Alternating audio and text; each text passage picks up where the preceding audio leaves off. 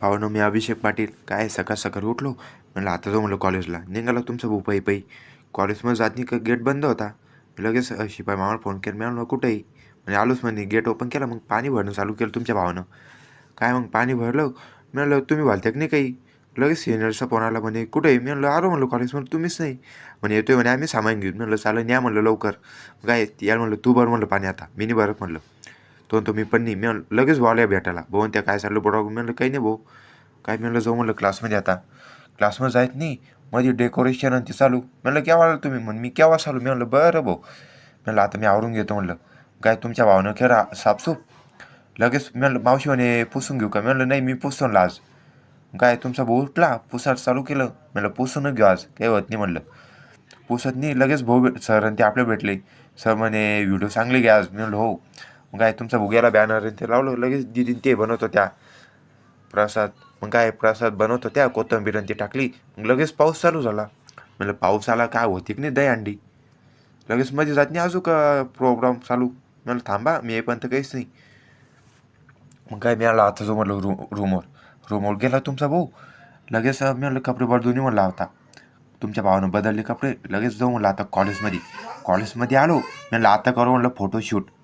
हे पोरं आणि ते खाली नको करू पाटील. मी म्हणलं वर चाला. मग काय तुमचा भाऊ गेला वर. लगेच फोटोशूट व्हिडिओ ते काढणं चालू. लगेच कॅन्टीनमध्ये गेलो. भाऊ ते आलेले होते. भाऊला ती चहा पाडली गरम क्वालिटी क्वांटिटी एक नंबर आहे. म्हणलं आता मी येतो. मग काय डीजेवाला आला. डीजेवाला म्हणतो ब्लॉग एक. म्हणलं घेतो. यानं लावलं गाणं पहिलं पोरं झालं हँग. मी म्हणलं मध्ये जाऊन येतो एकदा. मध्ये चालू होता प्रोग्राम. काय म्हणलं आता दहीहंडी फोडू म्हणलं. केलो लगेच. पाहुणे ते आलेले होते. दहीहंडी केलं चालू फोडणं. म्हणलं थांबा अजून काही नाही, नाचून घेऊन आधी. मग काय तुमच्या भावानं केलं नाचणं चालू. म्हणलं नाचून घ्या आधी, कधी नवत नाच नाही म्हणलं आपल्याला आता. मग काय दहीहंडी फोडणं चालू. म्हणलं नाचून घ्या आधी दिदी हो तुम्ही, आम्ही दहीहंडी फोडतो म्हणलं आधी. चालू म्हणून फोडा ना तुम्ही. पण पोरं काही पटापट चिडत नव्हते भाऊ.